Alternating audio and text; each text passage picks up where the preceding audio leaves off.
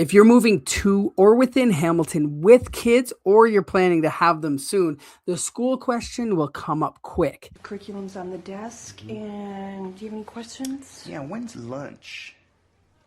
And for some people, that's going to be the determining factor of where they live. The first thing most people do is Google best schools in Hamilton, pull up a Fraser Institute ranking list, and start narrowing down the neighborhood from there. Now, that's not the wrong instinct, but if you stop there, you're going to miss out on a lot of things that will actually matter when you make that big decision. Today, I'm going to walk you through the whole picture: the school boards, the programs, the neighborhoods, and the questions that most people don't think to ask until it's too late.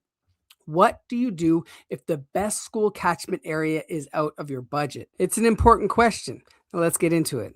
Before you look at a single school, you need to understand how the system is really structured, because Hamilton doesn't just have one school system. It has three, and they work differently.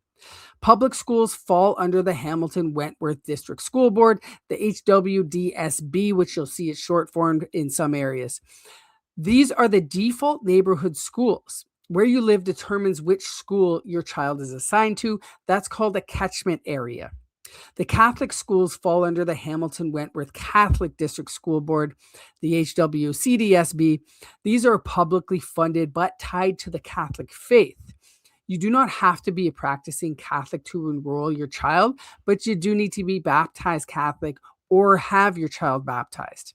For some families, that's not an issue, but for others, it's a deal breaker. It's definitely something you want to think about before you fall in love with a school. Then you have the French Immersion program, which is not a separate board. Both public and Catholic boards offer it. But here's the critical thing most people miss is that French Immersion is not catchment based the way regular schools are. In many cases, it's open enrollment, meaning you apply and your child could get a spot regardless of where they live. That opens up some real options for families who can't necessarily afford higher price catchment areas. We'll come back to that. And then you have the actual French board, which is Via Monde, which, similar to the French Immersion board, allows you to apply to a school that may not be in your catchment area because there are less schools and so wider areas, and you are going there for that specific reason. But you do need to have at least one parent who is either fluent in French or went through the French program in Ontario. We put my daughter into the French board, and my wife is fluent in French. I lived in Montreal for a long time, so we were able to get her in. There was a fairly rigorous process to get her in, though. They did require my wife to show some proof that she had been in French schools previously, even though she had gone to French school overseas and not in the Ontario board, so they scrutinized her a little bit for that, but I digress. The Fraser Institute publishes school rankings every year, and people tend to treat these like gospel. They're not useless, but you need to understand what they're actually measuring. I did a TikTok video on this topic, and it created a lot of controversy. Some people say they really value the Fraser rankings, and that's what they go by. Others saying they're not necessarily tied to academics so much and more tied to being in better areas, having better funding, and potentially better demographics in that area. I'll link that video below so you can take a look at it and read some of the comments to understand what people were talking about there. But Fraser rankings are based almost entirely on standardized test scores. That's it. They don't measure teacher quality, how supported kids feel in the building, extracurriculars, how the principal runs the school, or how the community around the school behaves. They measure just that one thing, the standardized testing. And the uncomfortable reality with standardized test scores is they correlate very heavily with neighborhood income, similar to what I was mentioning. Some of the comments were schools in higher income areas tend to score higher, not necessarily because the school is doing something dramatically different, but because kids coming in are starting from a more stable foundation. Doesn't mean the rankings are meaningless. As I mentioned, consistently high-performing schools over multiple years are definitely worth noting. There's a reason people are wanting to go to these schools. But a school ranking 7.5 out of 10 versus 8.5 out of 10 is not a reason to stretch your budget into a neighborhood that you may not be able to sustain. Visit the school, talk to parents, look at the neighborhood, and that will tell you more than that actual number. With that context, here are the schools that come up over and over again when I'm working with families moving into Hamilton. On the elementary side, Corpus Christi is on the West Mountain, consistently one of the top ranked Catholic schools, Catholic elementary schools. If you're Catholic and you're looking to live on the mountain, it's definitely one worth checking out. Allen A. Greenleaf in Waterdown shows up regularly in the public board rankings. Waterdown has grown a lot, and the schools reflect the community. Norwood Park is the name you'll hear constantly for French immersion at the elementary level. Cunningham comes up a lot as well. Sir William Osler in Dundas has a strong reputation and a tight community feel that parents talk about a lot. On the high school side, you have Westmount Secondary, which is genuinely unique. It runs on a self-directed, self-paced model that's maybe not for every kid and not for every family, but for the right kid can really be exceptional. Ancaster High has an IB program, which is International Baccalaureate. It's a series of academic programs that carry real weight for university applications. So depending on your trajectory of your child, that's something you want to consider. Bishop Tonos is the Catholic school that comes up most often at the top of rankings in Hamilton. The real decision here, though, and what I actually see happen with buyers is probably the most useful thing I can tell you. Almost nobody picks a school and then finds a house. What actually happens is they pick a neighborhood and then figure out the schools from there. The areas that come up most consistently for families are Ancaster, Dundas, the West Mountain, anywhere on the mountain really, and Stoney Creek. Each has a different feel and a different price point, and each has strong school options feeding into it. Ancaster is the most expensive of the four for sure. Detached homes, quiet streets, strong schools, established family community. You're paying a premium for it. Dundas, also up there in price, has a small town feel inside the city. Strong schools, strong sense of community, and typically a bit more accessible on price than Ancaster. West Mountain covers a big range in terms of price and neighborhood quality.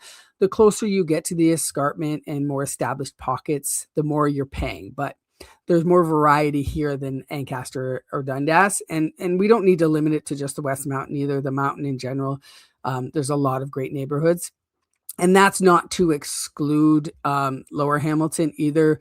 The East End has some great areas, Stoney Creek, where a lot of families land. They want that family environment, but need to stay within a tighter budget. It has expanded a lot. The schools have grown, and it tends to offer more variety and value per square foot. But to be honest about something, the neighborhoods with the best performing schools are more expensive. This is not a coincidence. It's a pattern that exists in every city. Strong schools drive demand, and demand drives up prices. Prices mean higher income families concentrate there and feed the cycle. So what happens if the catchment area for the school you want is just out of reach? Well, you have a few options, and none of them are necessarily a consolation prize, but option one is French immersion. As I mentioned earlier, French immersion is often open enrollment. Your child, it does have some limitations, but your child does not have to live in the catchment area to apply. If your child does get in, you've accessed a strong program regardless of which neighborhood you're in. There are wait lists in popular programs, so you must apply early, but it's a legitimate path. Option two is the Catholic board. If you qualify for the Catholic board, the school zoning does not always mirror the public board exactly. In some situations, families in a more affordable area can end up in a catchment area for a high-performing Catholic school that they wouldn't have access to on the public side. Option three, you're looking at the trajectory, not just the current rankings. Some schools in more affordable neighborhoods are improving every year. A school that's been steadily climbing over 5 years is a better bet than a school that's been declining for the same time, right? Don't just look at where the school ranks today, look at where it's been heading. Option four is the house itself, a lower ranked school catchment, but a better house in a safer, more stable street might genuinely be the right call for your family. The school is one input. The neighborhoods, the house, your environment that you create and what you can afford and what doesn't cause financial stress on the family long term, those all count for something as well. So when you've narrowed it down to a neighborhood and you want to properly evaluate the schools, here's what can actually help. So check the Fraser Institute score, but look at multiple years. 1 year is not necessarily going to tell you the story. Look at the 5-year pattern. Look up the schools on the board's website. Most boards sites will tell you what programs the school offers, what enrollment looks like, and who the principal is. Do your own research. Go to the school's Facebook or Instagram if they have one. You'll see immediately the kind of community that exists around it. Are they active, engaged? Is there real positive signals being shown in those spots? Ask in local Facebook groups and community forums. There are a ton of them in Hamilton, specific groups with thousands of parents who will give you unfiltered opinions, the good and the bad. And if at all possible, visit the schools, not just the building specifically, but the area around dismissal time. See what the families are like, see the energy. This will tell you stuff that rankings just won't, right? And the bottom line is, schools matter. Catchment areas matter as well, but they're just one part of a bigger decision, not the whole thing. The families that I see making the best moves in Hamilton are the ones who look at the school, look at the neighborhood, the price, and their actual financial situation, not just one in isolation. Don't let the ranking list push you into a neighborhood you can't afford comfortably. And, if this is really important to you, which I'm sure it is, be picky and be choosy when you are looking for a home. This is a great buyer market that you can take your time, and you don't have to necessarily buy a home in a neighborhood that's not going to match what you want in terms of a school for your child. But don't write off an area just because its schools don't top the Fraser list. There are more options inside the system, like I mentioned, than most people realize. If you want to walk through what this actually looks like for your specific situation, what areas fit your budget, what schools are in play, and how to think through the decision properly, that's the exact conversation I have with buyers all the time. Reach out directly. There's a link below, or just comment below your thoughts, and I look forward to connecting with you.